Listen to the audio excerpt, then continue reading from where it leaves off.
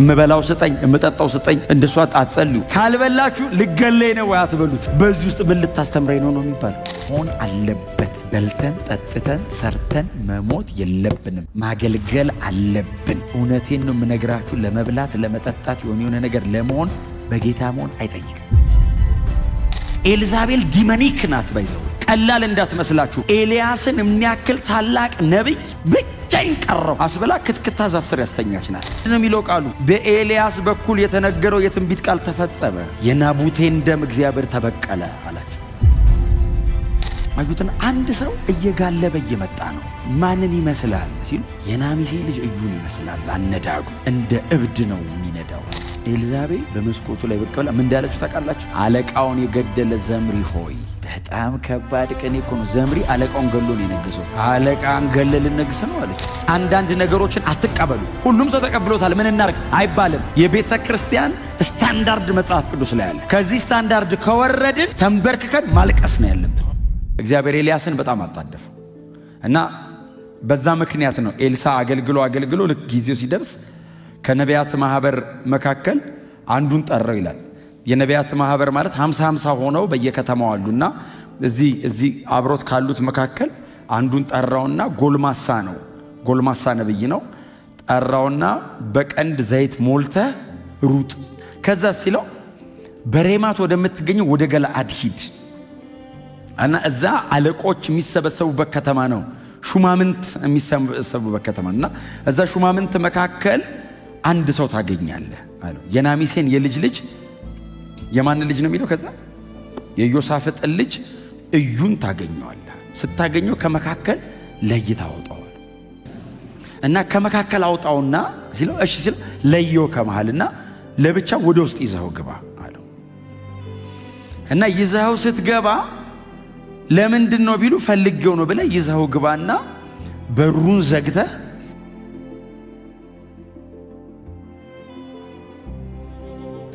በቀንድ የሞላውን ዘይት በራሱ ላይ ድፋበት እና እግዚአብሔር እንዲህ ይላል በእስራኤል ንጉሥ ትሆን ዘንድ ቀብቼሃለሁ።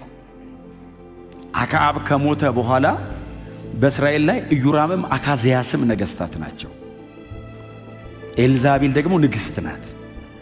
እነሱ እያሉ እግዚአብሔር እዩን ንጉሥ አድርጌሃለሁ። ምክንያቱም ኤልዛቤል እስራኤላዊ አይደለችም። ኤልዛቤል ሲዶናዊት ናት። ሲዶና ማለት በዓል የሚመለክበት ሀገር፣ እስራኤል አይደለችም። ስለዚህ እሷ እያለች እግዚአብሔር ንጉሥ ቀባ እና በርስቱ ላይ ንጉሥ አድርጎሃል እግዚአብሔር ብለህ ተናግረህ አለው። በሩን ክፈትና ሩጥ። ሙገሳም ስድብም አይሰማም ሰው በጭንቅላቱ ላይ ልክ ደረሰ አይደለም የሚለው ሬማት ወዳለች ወደ ገለዓድ ደረሰና አገኘ። ኤልሳ ያለውን አገኘ። ኤልሳ እንደምታውቁት ነው እንግዲህ በጣም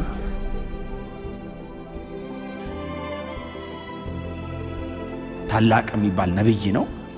እንትኑን ነግሮታል። ሁኔታውን ሲነግረው ሰውየው ሲል እንደነበረ አገኘው። ከመካከላቸው ገንጥሎ ወጣው። ለምንድን ነው ሲለው ፈልጌ ነው አለው። ከጓደኞቹ መካከል እየተጫወተ ነው ያገኘው።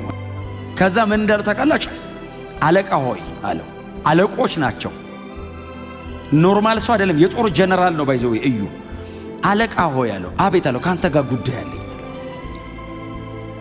የተቀሩት አለቆች ምንድነው ሲሉት ፈልጌው ነው ወደ ውስጥ እንግባ ሲለው እዩ ብድግ ብሎ እሺ ብሎ ገባ። ኦሬዲ እግዚአብሔር ቅባቱን ሲልክ የዩን ልብ አዘጋጅቶታል። ሲስተሙ ልክ እንዳልሆነ ገብቶታል። እዩ ምንም ማድረግ ስለማይችል ነው ቁጭ ያለው። ስለዚህ እግዚአብሔር ይሄንን ሰው ኢምፓወር ነው ያደረገው። ኦሬዲ ውስጡ አለ። ይሄንን አይነት የመናፍስት አሰራር በእስራኤል ላይ ተቀምጦ አንድ ቀን ይገለበጣል ይላል ቁጭ ብሎ።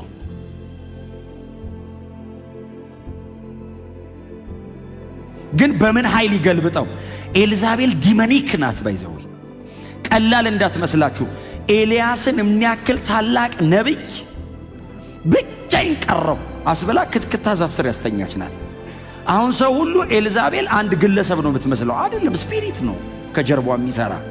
ሴትዮዋ አንድ ግለሰብ ናት፣ ግን ከጀርባው ስፒሪት አለ። ኤልያስን የሚያክል እሳት ከሰማይ ፊዚካሊ ሰው በአይን የሚያዩን እሳት የሚያወርድ ሰውዬ አቅም አሳጥተዋለች። ያን ያክል እስራኤልን ረግጦ ነው ያዘው ኤልዛቤል ላይ ያለው አሰራር። ስለዚህ እዩ ቁጭ ብሎ ይጠብቅ። ኤልሳ ስለከበደ በኤልሳ ዘመን መንቀሳቀስ አልቻለችም። በኤልያስ ዘመን እንደፈለገ ሆናለች። ኤልሳ ግን እጥፍ ነበር አይደል ላይ የነበረው ነገር። ስለዚህ ኤልዛቤል አንድም ቦታ ኤልሳ ለመቃወምም ሬዚስት ለማድረግም ስትመጣ ተገኘቱም አትችለውም፣ ረግጦታል። እዩ ደግሞ መቅበር አለበት።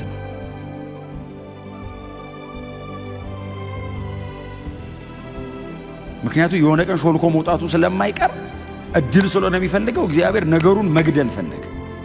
ስለዚህ እዩን አስተካከለው። እዩ ጋር ደረሰ። እዩ ወደ ውስጥ ገባ።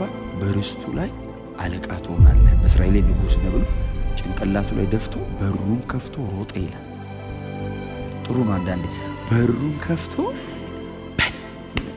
ሲሮጥ አለቆቹ ተሰብስበው ይጠብቁታል። እዛ እንትኑ ጋር የቤቱ እንትን ውስጥ ከውስጥ ሲወጣ ሰውየው ልብሱ፣ ጭንቅላቱ፣ ፊቱ ሁሉ ዘይት በዘይት እንዴ! ይሄ እብድ ምን አለህ አሉት።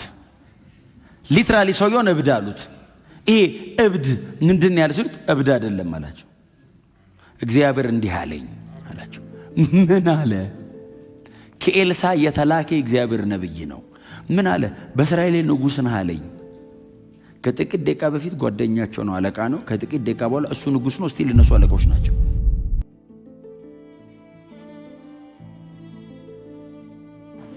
እግዚአብሔር ሲመጣ ከባድ ነው። እስቲል እነሱ አለቃ ናቸው፣ ተመጣጣኝ። እሱስ ንጉሥ ሆነ። ንጉሥ ሆንኩ ሲላቸው መጽሐፍ ሲናገር ልብሳቸውን አውልቀው አነጠፉ ይላል። ንጉሥ ሆይ አሉት። ከዛስ መለከት አምጥተው ድምፃቸውን ከፍ አድርገው እዩ ነገሰ አሉ። ከዛ እዩ ምንድን ያደረገው? ሰረገላው ላይ ተቀመጠ። ወደ ኢዝራኤል ሩጫ ጀመረ። እግዚአብሔር አፖይንት ያደረገው ዙፋኑ ላይ እንዲቀመጥ ብቻ ሳይሆን በኤልዛቤል በኩል በእስራኤል ላይ የመጣውን ነገር እንዲበቀልለት ነው። እግዚአብሔር ለሪቬንጅ ነው አኖይንት ያደረገው፣ ሊበቀል ነው። የእግዚአብሔርን ቁጣ በእስራኤል ላይ ማሳያ ነው ይሄ ሰውዬ። እና ወደ እስራኤል እየሮጠ ሲሄድ መንገድ ላይ ኢዮራምን አገኘው። እየሄደ እያለ ኢዮራምን ሲያገኘው ሰላም ነውና አለው።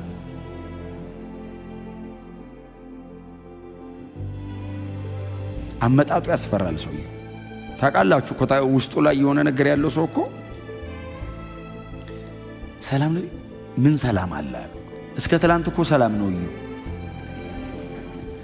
ዛሬ ምሳ ሰዓት ላይ የሆነ ነገር አግኝተታል። ምን ሰላም አለ አለው።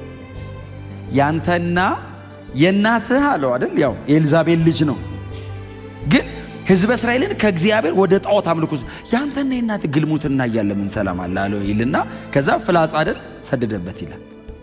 እሱ ይላል በእርሻ ውስጥ ወደቀ። እየሄደ እያለ የሌላኛውንም አገኘው። እሱንም እንደዛ አረገ።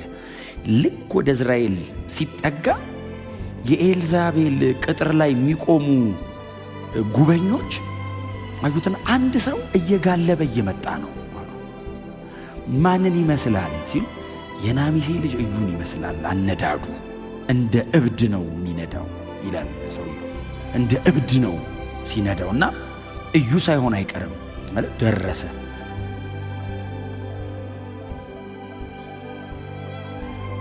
ቅጥር ላይ ያለውን ሰውዬም ጠየቀው።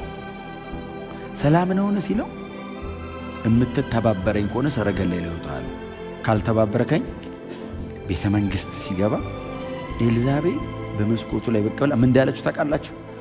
አለቃውን የገደለ ዘምሪ ሆይ አለች።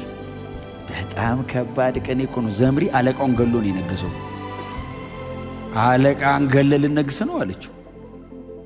ኢዮራምን ገለ፣ አካዚያስን ገለ፣ ዘምሪ አለችው። እዩ እንደሆነ እኮ ታውቃለች። ዘምሪ አለችው። ታሪክ ጠቀሰችለት። ዘምሪ ሆይ ሰላም ነውን ስትለው መልስም አልነበረውም። እሷ ጋር ሊተባበረኝ የሚችል ማን አለ ሲል ሁለት ሰው ብቅ ሲል ወርውሯት አለ።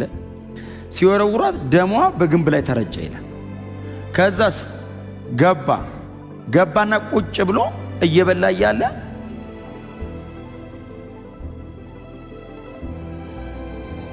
የኤልዛቤልን ሬሳ አሉ ቤተ መንግሥት ውስጥ እኮ ነው ውሾች እየበሉት ነው። ምንድነው የሚለው ቃሉ? በኤልያስ በኩል የተነገረው የትንቢት ቃል ተፈጸመ ማለት የናቡቴን ደም እግዚአብሔር ተበቀለ አላቸው። እሱ ብቻ እንዳይመስላችሁ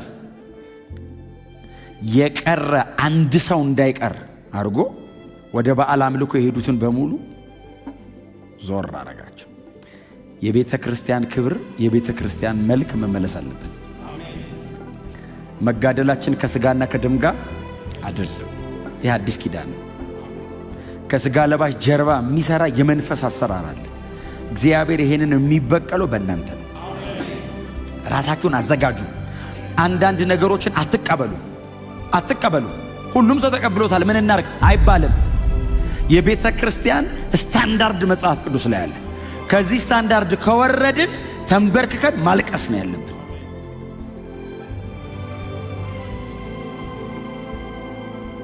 ሁሉ በዚህ በኩል እየሄደ ነው ተብሎ አንዳንድ ነገርን አጽድቀን ቁጭ እናደርገው። ኤልዛቤል እንዲያረገች ነው፣ እነ ዩራምም እንዲያረግ፣ አገሩ በሙሉ እንደዚህ ነው። ሰው ሁሉ ከእግዚአብሔር ፊቱን አዙሯል። ምን ላርግ ታዲያ አላለም። ወክ አረገ ከእግዚአብሔር ጋር። የማምለኪያ ኮረብቶችን፣ አጸዶችን፣ መሰዊያዎችን አስወገደ ይላል። የእግዚአብሔርን ቤት ከፈተ ይላል። አምልኮ በእግዚአብሔር ቤት ተጀመረ ይላል። መመለስ አለበት። ሌላ ሰው አትጠብቁ። ሌላ የሆነ የሚመጣ አንድ ትውልድ አለ አትበሉ። እኔና እናንተ ባለንበት በዚህ ዘመን እግዚአብሔር በኢየሩሳሌም ቤተክርስቲያን ያደረገውን አዲስ አበባ መድገም አለበት። በፍጹም ምን እናርግ? መንበርከክ እንጀምር። ምን እናርግ? ወደ ቅዱስ ቃሉ እንምጣ። ምን እናርግ? መንፈስ ቅዱስ በእኛ ህይወት አልፎ እንዲሰራ ራሳችንን እናቅርብ። ስራ በህይወቴ በሉት። ምድሬን አሳልፈ ስጠኝ።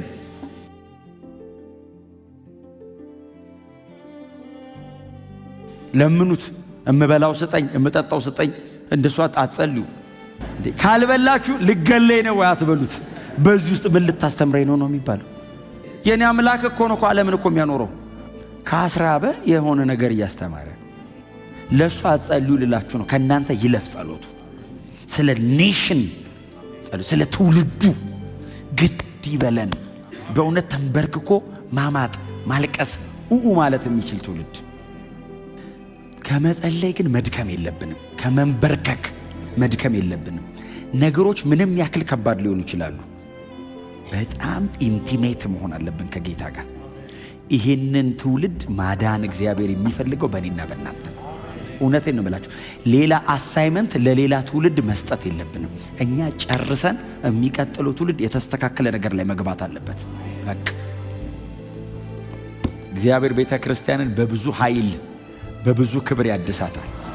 ቤተ ክርስቲያን ሁሌ እግዚአብሔር ናት፣ ያድሳታል። በእኛ ቢያድሳት ግን የተሻለ ነው። ለእኛ እግዚአብሔር ማድረሱ አይቀርም። እግዚአብሔር አደርጋለሁ ያለው ማድረጉ አይቀርም። ግን በዚህ ትውልድ ማድረግ አለበት።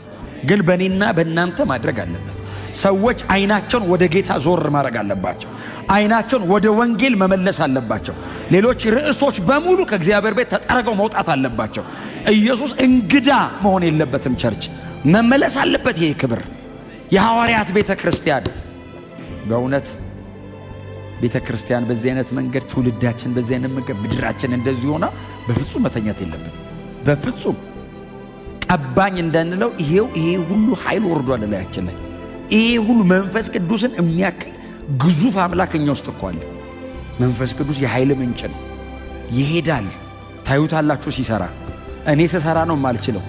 እሱ በእኔ ከሰራ ፍጥረትን እያናገረ ይሰራል። ሰው ብቻ እንዳይመስል ግዑዝ ነገር እያዘዘ ይሰራል። ይሄው መጽሐፉ ላይ እንደሱ ነው ያነበብነው። ክብር ለኢየሱስ ይሁን። እግዚአብሔር በእናንተ ይበቀል። በእውነት ልክ አኖይንቲንጉ ላይ ሲመጣ አቲቲዩድ ተቀየረ። ብድግ አለ። ነገስኩ። ሰው ዝም ብሎ ነገስኩ ይላል እንዴ? አገር ሰብሰባ የምትገድል ኤልዛቤል ባለችበት አገር ነገስኳል። ብድግ አለ። አቲቲዩዱን ቀየረው። ቦልድነሱ ተቀየረ። ፖዚሽናሊ እግዚአብሔር ለወጠው ሰውየው። አኖይንት እኮ ነው ያደረገው። ከውስጥ ወደ ውጭ ቀየረው ሰውየው።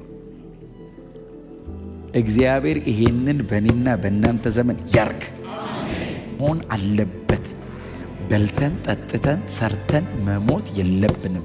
ማገልገል አለብን። እውነቴን ነው የምነግራችሁ። ለመብላት ለመጠጣት የሆነ ነገር ለመሆን በጌታ መሆን አይጠይቅም። ናቹራል ማን እንደዛ ይሆናል። ስፒሪቹዋል ከሆንን መንፈስ ቅዱስ በእኛ ካለ ሰምቲንግ ኤክስትራ ኦርዲነሪ የሆነ ነገር መከናወን አለበት። እስቲ አሜን በሉ። እጃችሁን ዘርግታችሁ የማትሰሩትን መንፈስ ቅዱስ በእናንተ ዘርግቶ መስራት አለበት። እናንተ ተቀምጣችሁ የማትችሉትን መንፈስ ቅዱስ ከእናንተ ጋር ቁጭ ብሎ ማድረግ አለበት። እግዚአብሔር ከሰው ጋር አብሮ ሲሆን የሚሆን ነገር በእናንተ ሕይወት መሆን አለበት። እግዚአብሔር ከሰው ጋር ሲሆን የሚሆን ነገር አለ። ብቻህን ስትሆንና እግዚአብሔር አብሮ ሲኖር አንድ አይነት አይደለም።